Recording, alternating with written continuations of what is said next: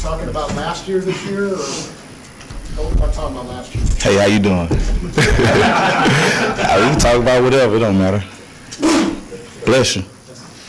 Eric, what have you been up to this offseason? This offseason, same old routine, you know, working out down in Florida, South Florida. You know, I traveled a little bit to LA and just kicked it with my family. It's my brother's last year in high school, so I just saw them go to prom this Saturday, so that was pretty cool. And, you know, just been spending family time and stuff like that, so it's been a pretty good offseason. How long did it take you to get that memory of the Colts game out of you? I mean, it's still not out, to be honest with you, just because, you know, there's so much stuff you can learn from that game, and it ended your season the way you didn't want it to end. And at the same time, that's the last game I played since playing football. So until I get either that preseason game or the first game of the season, then it'll be, you know, on to the next one. But right now, like, I feel like that's something that we can all keep in our minds, especially on the team. We talked about it today, matter of fact. You know, what could we correct from that? And, you know, the biggest thing we talked about was just finishing. You know, that I think that was the whole overlay of our season, especially as a defense, is just finishing. You know, we started out good, and, you know, we kind of, you know, fizzled out a little bit, and then we came back. But, you know, we just got to finish. Is there an easy answer to explain that, why that happened? Some things you just learn throughout experience. You know, it's not really an answer or anything like that. But we're trying to build that mentality right now, especially with Barry and the guys in the strength and conditioning department. You know, they're just pretty much telling us to finish every rep, whatever it is. You know, whether we're in meetings, we're trying to finish, stay focused throughout the whole meeting time. And I think that's going to translate over to the field pretty well. Is that kind of a slogan already in the season? Yeah, just finish, and, you know, be a type of guy that wants one more. You know, don't just be satisfied with just doing what the workout says do. You know, try to do something else that's going to better your game or help the guy out next to you. Have you watched that game? Yes, I did. Yeah, I watched it. Man, a few times. You know, it doesn't get any easier watching it, but at the same time, I learn something different every time I watch it. And, you know, that was a big playoff game. That was our first playoff game in a while. But, I mean, I think if we learned a lot from that game that'll help us this year when we do get to the playoffs. You know, so I think we'll be able to handle that situation a lot better. Hard to watch? Yeah, it's hard to watch. That's how, you know, anytime your season ends like that and you got big hopes and dreams of going to the big dance and you don't even get asked to the prom, but you don't actually get to go with that person, it's kind of a heartbreaker. So we wanted to be up there at the big dance playing. Who do you want to play next to? Anybody that wants to play ball.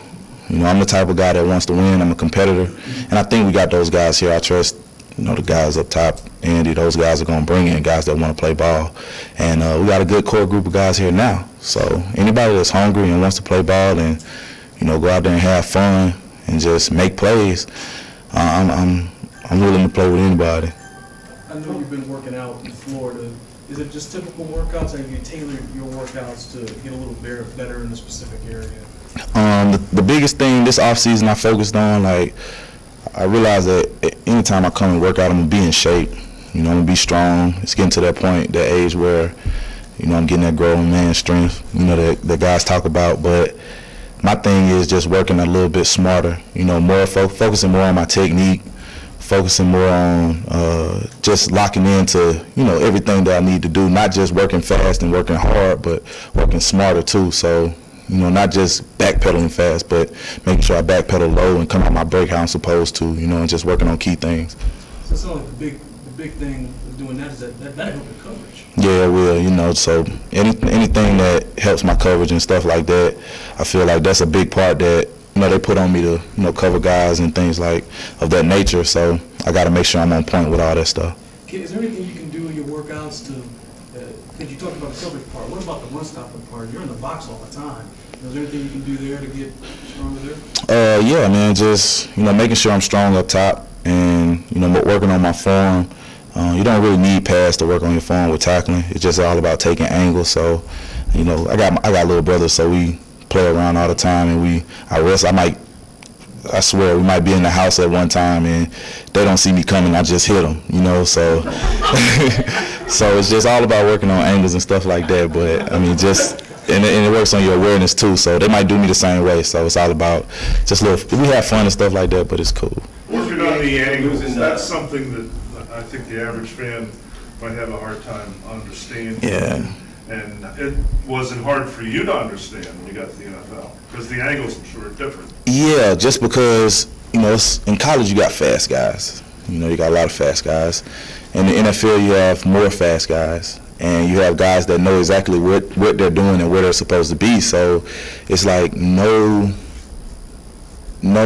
time is wasted on, am I supposed to go this way? You're going against guys that know they're supposed to be right there.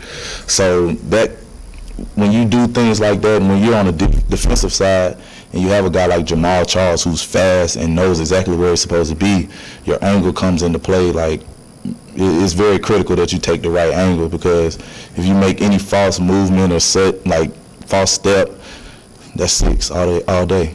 Are you at the point now, as maybe opposed to rookie season, where if you shade right or left, take half a step forward, you know immediately, oh, I shouldn't have done that. Yeah, but at the same time, you know, you got guys like DJ. When you play against somebody, next to somebody like DJ, a guy who's like, oh, watch out for this E, just scoot over just a little bit. I think that helps your game out a little bit more, you know. So, yeah, you might be tired and you might be focused on a certain play or a certain aspect of the game, but when you got somebody like DJ who's like, I'm thinking, watch, run this way, but he's like, he knows it's going to be a counter play. Don't bite on it, move this way.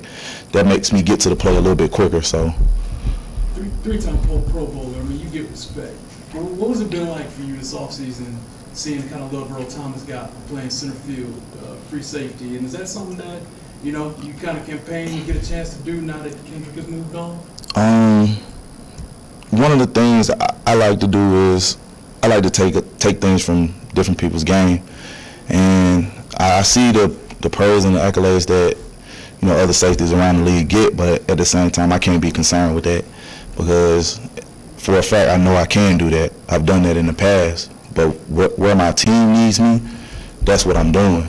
And it's not a lot of guys at my position that can do what I do. You know, it's a lot of guys that can't blitz. It's a lot of guys that can't cover tight ends. And it's a lot of guys that can't play the deep middle. You know, I just happen to be one of the guys that can do all of that. And some people think, like a lot of people think it's a gift and a curse just because I don't get all the praise and stuff like that. But I'm cool with that. As long as we're winning games and making playoff runs, I'm fine. You know, so we keep doing that, I'm straight. What was your reaction to losing guys like Brandon and Dex, and then, you know, Kendrick out of the secondary, and Tyson Jackson, guys you kind of grew up with this organization? Yeah. Watching that, what was your reaction in the offseason? It's always tough, especially with Kendrick and Dexter, because we all came in together. Those are the guys I went to rookie symposium with. I played against those guys in college, you know, so it's always tough seeing somebody like that or those guys go to different teams. But just like always, I always wish them the best, you know, and just like how they wish me the best. But I think they're happy where they are, and I think they're gonna keep making plays and keep doing great. And you know, Kendrick, that's like my brother. So, you know, we talked for a long time after the you know, transaction or whatever, and you know, we just wished each other the best. It's gonna be weird not playing back there with him, just because we've been through so much just outside of football. You know, I learned so much from him on the football field. I feel like he's one of the smartest guys, just knowing football knowledge and football IQ. I feel like he's one of the smartest guys, and I think that's rubbed off on me a lot, and I'm very thankful for that. But at the same time, we just went through so much off the field that made us brothers, and you know, I just wish the best for both of them. How much did he help you make you a better player on the field during games? He taught me how to think like way before the play happens. So me, you learn about that playing baseball. You know, just, okay, if the ball is hit here, I'm gonna go to second, throw it to third, whatever. But what he taught me was, look, Peyton just hit us with this play this quarter. So next half is gonna come back. Like, not just looking at the play that's going on or the play before that or the play after that. He was taking it so deep into the next half, you know what I'm saying, or the next game we played in. So he really taught me about that preparation for playing the game. About throughout the course of the game, from play to play during the game, you guys are out there on the field. From play to play, like, Kendrick was one of the guys I felt like he could tell everybody what they needed to do in the secondary, and sometimes front seven what they needed to do before the ball was snapped. And I thought that was amazing, you know, because sometimes a lot of people can't even get one call out, and he was able to call this side, that side, and sometimes the front seven. So I think that's a gift. You know, everybody can't do that, and you know, most of the times the safety has this side, the safety has that side, but he was at the free, so he had to have communication to both sides. So far, guys.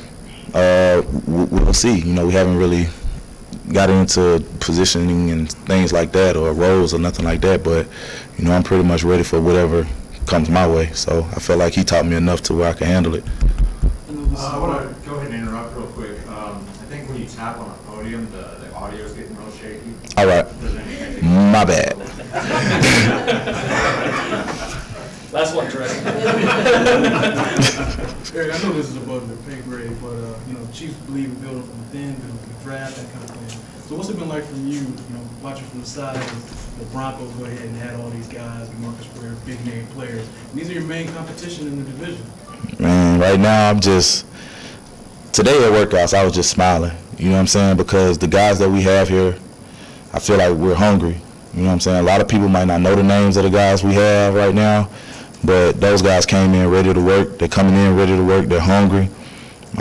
You know, we even got practice squad guys who I feel like are just ready to come in and make plays. And the most thing, they might not have a name for themselves in the league, but I can see it. I can see the passion that they have, and I can see how hungry they are to get on the field and make plays. So as long as we got that, I feel like we can mold this defense into something great.